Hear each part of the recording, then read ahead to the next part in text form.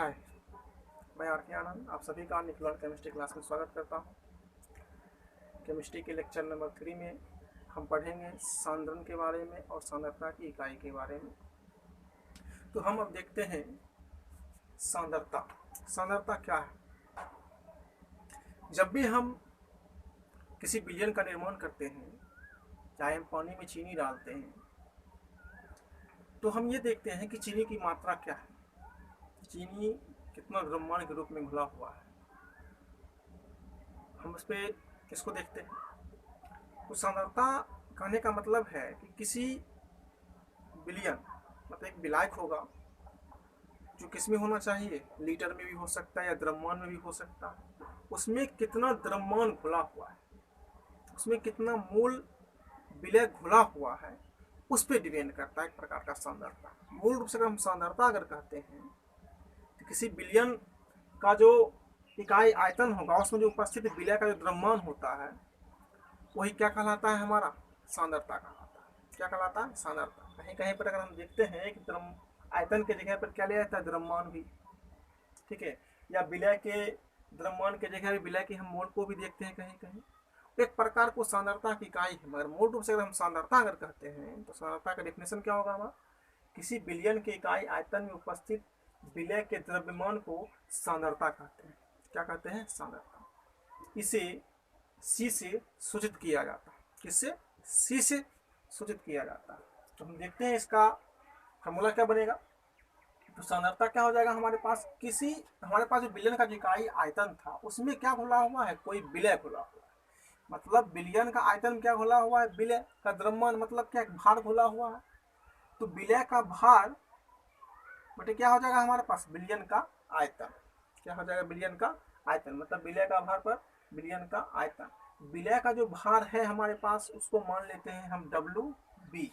W मतलब wait, B क्या आया है हम आगे सिंबल में बताएंगे। बी किसके लिए है? विलय के लिए है। अगर डब्ल्यू ए होगा मतलब ए मतलब क्या, विलायक होगा, और बी मतलब क्या, विलय होगा। आगे हम सिंबल पूरा बताएंगे सांद्रता की इकाई से पहले, उसको समझा देंगे तरह से, और सिंबल का यूज पूरे चैप्टर में होगा। तो विलय का भार क्या मान लेते हैं हम, डब्ल्यू, और विलयन का आयतन क्या मान लेते हैं, भी, जो किसमें है, लीटर में। किसमें? लीटर में।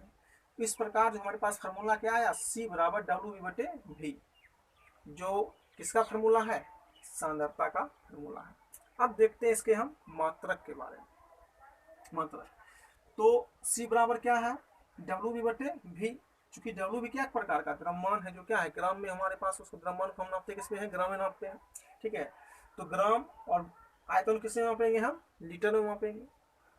तो ग्राम बटे लीटर, यहाँ क्या हो जाएगा हमारे पास, ग्राम पर लीटर। क्या हो जाएगा हमारे पास, ग्राम पर लीटर हो जाएगा। इसका मतलब क्या हो जाएगा, ग्राम पर लीटर हो जाएगा।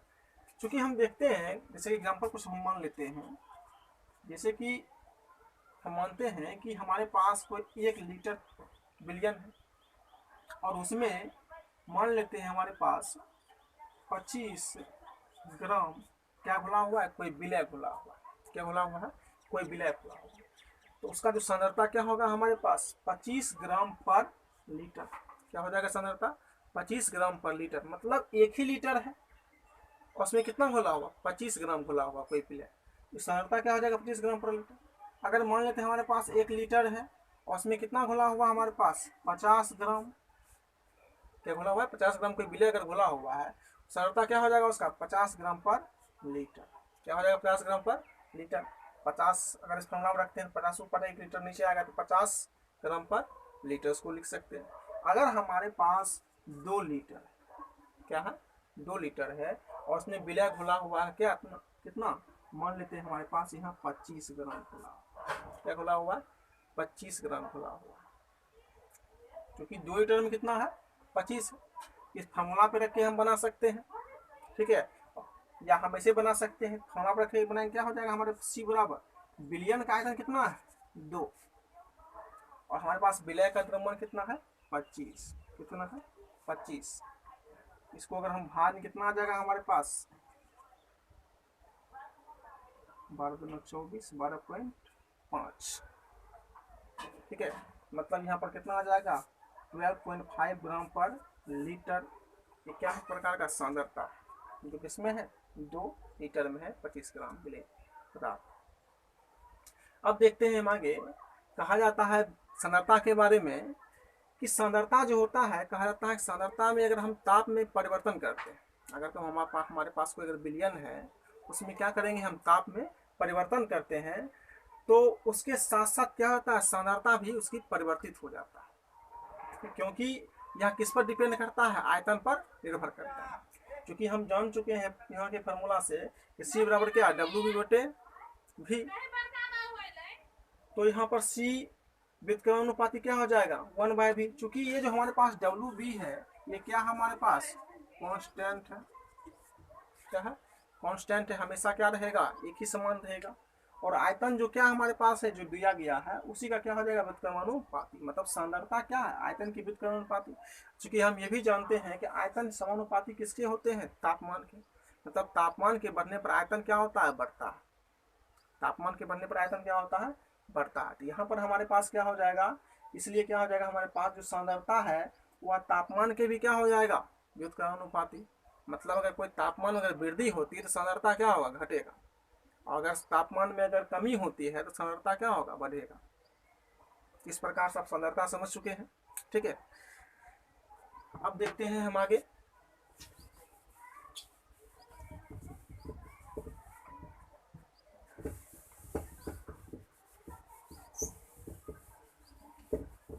अब हम कुछ सिंबल को देख लेते हैं जो आपको पूरे चैप्टर में याद रखना है। जैसे कि अभी तुरंत हम बताए थे डब्ल्यू बी के बारे में। क्योंकि हमारे पास कोई सॉल्यूशन अगर बनता है, किससे बनता है solvent plus solute, solvent plus solute से बनता है। यहाँ पर हम क्या करेंगे, कोई सॉल्वेंट जो होगा उसको क्या मानेंगे ए मानेंगे, और कोई सॉल्यूट जो होगा हम क्या मानेंगे उसको हम बी मानेंगे, क्या मानेंगे हम बी। तो यहाँ पर अगर हम सिंबल अगर हम बनाते हैं, सिंबल अगर हम बनाते हैं तो ये क्या हो जाएगा हमारे पास, क्या हो जाएगा सॉल्वेंट,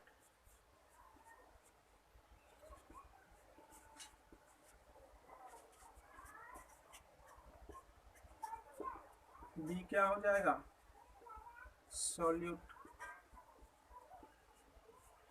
विलय हो जाएगा, डब्ल्यू क्या हो जाएगा मास, द्रव्यमान, एम क्या हो जाएगा मोलर मास,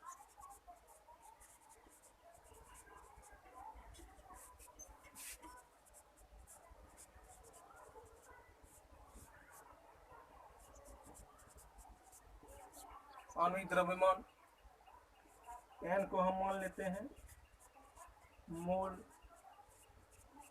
एन क्या है मोल है। इसी प्रकार अगर हम एक्स क्या हो जाएगा हमारे पास मोल फ्रैक्शन हो जाएगा, ठीक है। और भी क्या हो जाएगा वॉल्यूम,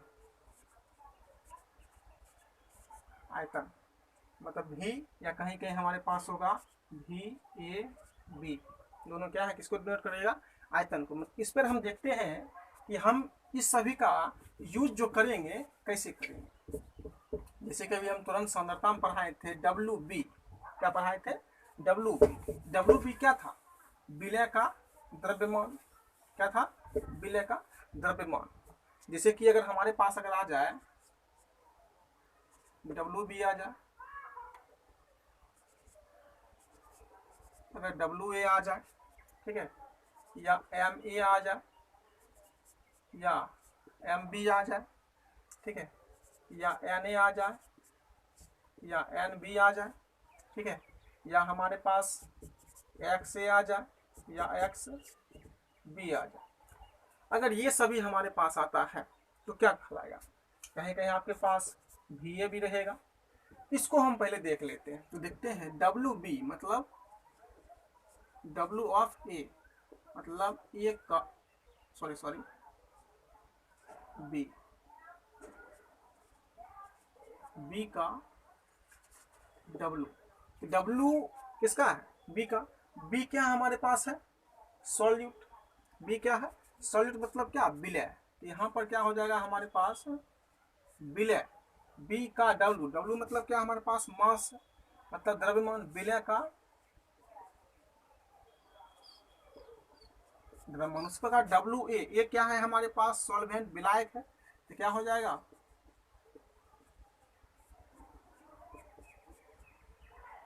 विलायक का द्रव्यमान मतलब मास ऑफ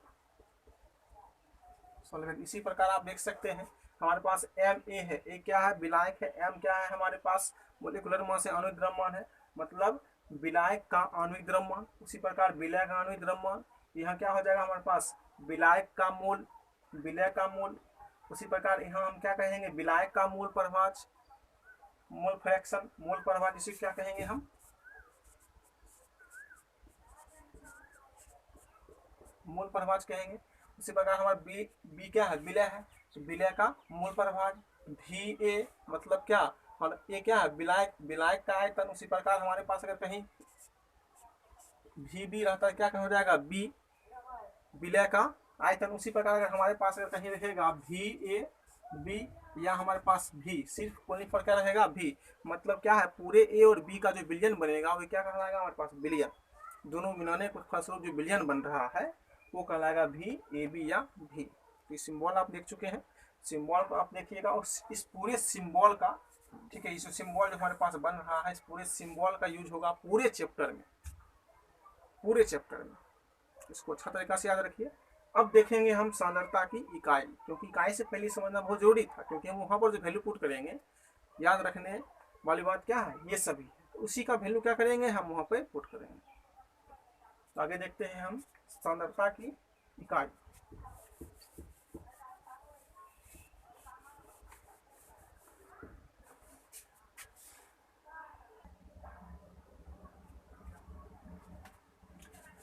अब हम देखते हैं विलयन की सांद्रता को व्यक्त करने की विधि, इसी कहते हैं हम सांद्रता की इकाई। Method of expressing concentration of solution या यूनिट ऑफ कॉन्सेंट्रेशन। कि जो हम सांद्रता जो निकालते हैं वह कितने विधियों से निकाला जाता है। जो विधि जो हमारे चैप्टर में जो सिलेबस में दिए गए हैं लगभग 5-6 विधि उसको हम पढ़ेंगे, ठीक है। उसका जो सबसे पहला विधि हमारे पास है मोलरता, मोलर सांद्रण, मोलरिटी। इसे किसे यूनिट किया जाता है कैपिटल एम से। तो इसका परिभाषा क्या होगा, मोलरता कहा जाता है। मोलरता जो होता है वह भी एक प्रकार का जो विधि है वह निर्भर जो करता है वह आयतन पर निर्भर करता है। किस पर निर्भर करता है आयतन पर, विलयन का आयतन पर। तो यहाँ भी हम देखेंगे कि किसी विलयन का जो मान होगा वह क्या होगा 1 लीटर, क्या होगा 1 लीटर। और 1 लीटर विलयन में विलय जो घुला हुआ है वह कितने मोल के रूप में घुला हुआ है, विलय का कितना मोल घुला हुआ है 1 लीटर विलयन में, वही क्या कहलाएगा यहाँ पर मोलरता। क्या कहलाएगा मोलरता। परिभाषा क्या हो जाएगा, किसी पदार्थ के 1 लीटर विलयन में उपस्थित विलय के मोलों की संख्या को क्या कहते हैं मोलरता, क्या कहते हैं मोलरता कहते हैं। इसे किससे सूचित किया जाता है कैपिटल एम से सूचित किया जाता है। अतः हम कह सकते हैं मोलरता बराबर क्या कह सकते हैं विलय के मोलों की संख्या बटे विलयन का आयतन, मतलब 1 लीटर आयतन में क्या है जितने विलय के मोल की संख्या होगा वही क्या कहलाएगा हमारा मोलरता कहलाएगा। क्या कहलाएगा मोलरता। मोल, चूंकि मोल आप क्लास 11 में पढ़ चुके होंगे, मोल बराबर चूंकि आप सब जानते भी होंगे, मोल बराबर आप सब पढ़े होंगे भार बटे अनुभार। मतलब अगर किसी विलय है कोई पदार्थ उसका भार कितना दिया गया है और उसका अनुभार मतलब क्या आणविक द्रव्यमान कितना दिया गया है। अगर इस दोनों को हम करते हैं भाग देते हैं तो क्या प्राप्त होता है हमें मोल प्राप्त होता है। क्या प्राप्त होता है मोल प्राप्त होता है। आप क्लास 11 में पढ़ चुके होंगे। इसी से हम देखते हैं कि हाँ इस मोल के डिफिनेशन को फार्मूला को अगर हम यहाँ रखते हैं विलय के मोल की संख्या यहाँ पर क्या हो जाएगा विलय का भाग और बटे क्या हो जाएगा हमारे पास विलय का अनुभार और नीचे में क्या है विलयन का आयतन। यहाँ किसमें लीटर में, अगर इसको हम किस में बदलते मिलीलीटर में बदलते तो क्या करना पड़ता है 1000 से इसको भाग देते हैं। 1000 से अगर भाग देंगे तो यहाँ पर क्या विलयन का आयतन को किसमें है ये मिलीलीटर में, किसमें भाग दे दिए हैं 1000 में। इस प्रकार से अगर कोई अगर सवाल आता है आपके पास आप निकाल सकते हैं यहाँ से मोल की संख्या अगर डायरेक्ट अगर सवाल में दिया हुआ है डायरेक्ट आप यहाँ पर रख के निकाल सकते हैं। अगर मोल की संख्या अगर नहीं दिया हुआ है, जैसे कि हमारे पास अगर कोई बोल दे कि 50 ग्राम मिथाइल अल्कोहल है, 50 ग्राम क्या है मिथाइल अल्कोहल, तो विलय जो क्या है 2 लीटर बिलियन में घुला हुआ है, तो यहाँ जो विलय है क्या मिथाइल अल्कोहल, ये कितना ग्राम है 50 ग्राम है। यहाँ मोल पता नहीं है, हमें मोल ज्ञात करने के लिए क्या करना पड़ेगा, उसके भार में उसके अनुभार से भाग देना पड़ेगा, उसी में क्या ज्ञात हो जाएगा मोल ज्ञात हो जाएगा। तब क्या कर सकते हैं यहाँ पर सभी का मान रख के हम मोलरता ज्ञात कर सकते हैं। अगर हमें व्यंजक दर निकालना हो, कोई एक्स वाई के रूप में अगर फॉर्मूला अगर ज्ञात करना, अगर व्यंजक प्राप्त करना है, हमें क्या प्राप्त करना है, अगर हमें व्यंजक प्राप्त करना है तो विलय का जो भार है उसको हम मान लेंगे, माना कि विलय का भार क्या डब्ल्यू भी तुरंत आपको हम बताए हैं कि डब्ल्यू क्या है वेट भार है, बी मतलब क्या विलय, डब्ल्यू बी मतलब क्या विलय का भार, विलय का अनुभार क्या है एम बी, एम क्या है मोलिकुलर मास अनुभार, जो किसका है बी का है, किसका है बी का, मतलब बी मतलब क्या विलय। तो हमारे पास भार और अनुभार निकल चुका है, विलय के मोलों की संख्या क्या भार बटे अनुभार, भार क्या है डब्ल्यू बी और अनुभार क्या है एम बी, तो डब्ल्यू बी बटे एम बी, तो मोल की संख्या निकल गया हमारे पास। और बिलियन का आयतन क्या हमारे पास भी है, जो किसके रूप में है लीटर के रूप में।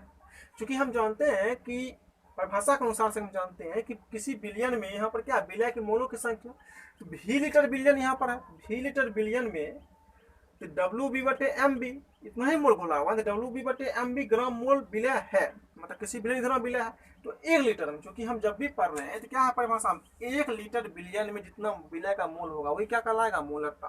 तो 1 लीटर भी मतलब क्या, यहाँ 1 2 3 4 5 जो भी दे सकता है, तो 1 लीटर में क्या हो जाएगा हमारे पास डब्ल्यू बी बटे एम बी इंटू भी, इतना हमारे पास क्या है ग्राम मोल विलय घुला हुआ है 1 लीटर बिलियन में, वही क्या कहलाएगा हमारे मोलरता।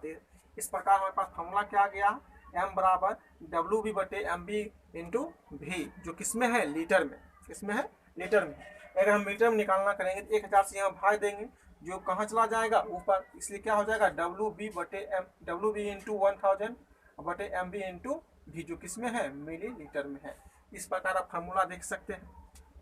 क्योंकि हम देखते हैं अगर डायरेक्ट अगर आपके पास क्वेश्चन अगर पूछे कि मान लेते हैं कि हमारे पास अगर कोई 1 लीटर बिलियन है, उसमें अगर कोई बोले कि 2 मोल विलय घुला हुआ है, सांद्रता क्या होगा, सांद्रता क्या हो जाएगा तब 2 मोल प्रति लीटर, मतलब 1 लीटर हमारे पास घुला हो, क्या हो जाएगा इसका सांद्रता 1 मोल प्रति लीटर, मोलरता क्या हो जाएगा 2 मोल प्रति लीटर। उसी प्रकार अगर आपके पास दिया हुआ हो 1 लीटर दिया हुआ हो, ऐसे में अगर बोल दे कि हमारे पास 5 मोल विलय पदार्थ घुला हुआ, इसकी मोलरता क्या होगा, क्या हो जाएगा 5 मोल प्रति लीटर, क्योंकि यहाँ लीटर मतलब बिलियन क्या है, बिलियन का आयतन क्या है 1 ही लीटर है, तो 1 लीटर बिलियन में जितना मोलरता होगा वही उसका क्या कहलाएगा मोलरता का, क्या कहलाएगा मोलरता का। आप लोग इतना समझ चुके हैं, मोलरता समझ चुके हैं, इसका व्यंजक ज्ञात कर लिए हैं। अब हम जानते हैं इसका मात्रक क्या होता है और इसके ताप के साथ इसमें क्या परिवर्तन होता है, ठीक है।